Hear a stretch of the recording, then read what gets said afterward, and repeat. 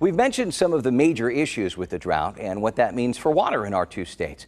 So what's being done about it? Well, in Kansas this year, a bipartisan group of lawmakers worked to support water conservation efforts, and two new laws just went into effect this month.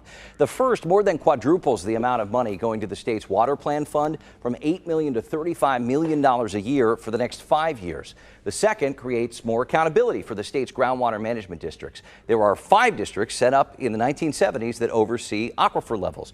Those districts are now required to give budget and finance reports to the state legislature, spot problems, and come up with action plans. It's part of a major conservation effort to make sure that there's enough water to go around for years to come. Here to get to the heart of the matter, please welcome Connie Owen, Director of the Kansas Water Office, the agency charged with developing and implementing the state's water plan. Connie, thank you so much for being here. First off, how do these new laws help you do your job? Okay, thanks Cody for having me here today.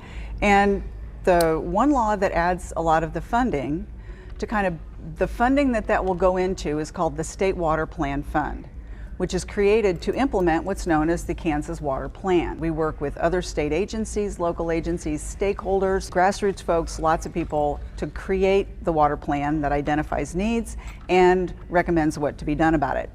One of the key top issues in the water plan is extending the life of the Ogallala Aquifer. This is a huge underground resource that is being depleted.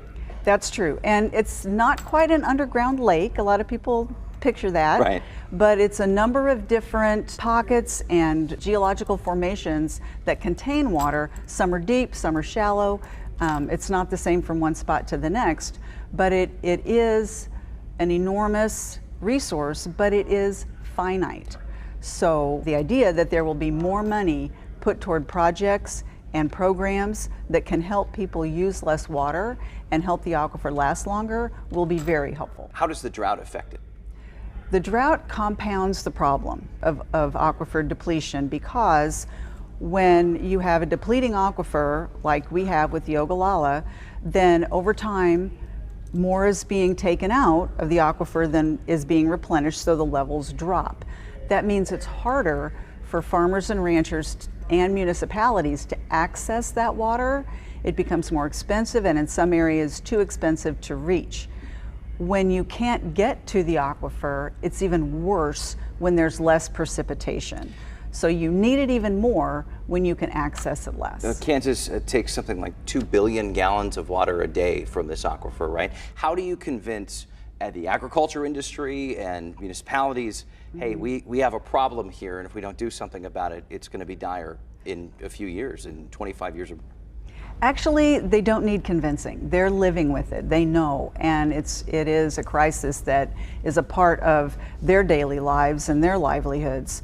But what we hope to do through programs that are, some are local, some are through the state, through some of this new funding, that help producers meaning irrigators, growing crops, and livestock and dairy operators, that they can use less water. And in fact, there are 2 groundwater management districts in northwest Kansas right now that have been piloting a program called the Local Enhanced Management Area, where irrigators are using less water than they used to out of the aquifer, and they are finding that there are ways to do it that make more profit.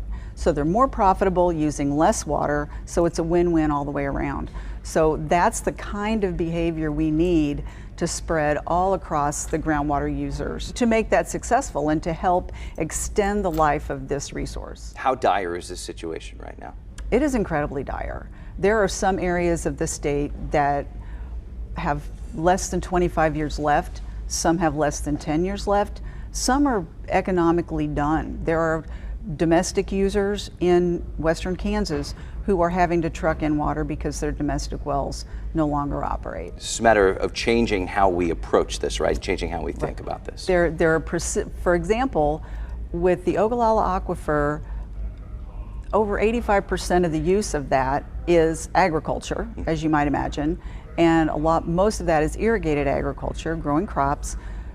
When you find ways to grow your crops, your farming practices, you can adjust those with precision agriculture techniques, and you can use technologies like soil moisture probes that tell you, do I need to irrigate today or not? Is there enough moisture in the soil? if you use these technologies and new practices, then that's how you can use less water, but remain as profitable or more. And that's our hope going forward. A problem that needs to be actively fixed right now. All right, Connie Owen with Kansas Water Office, thank you so much for your time and for explaining this for us. You can keep an eye on drought conditions in Kansas and read up on the state's water plan yourself online at kwo.ks.gov.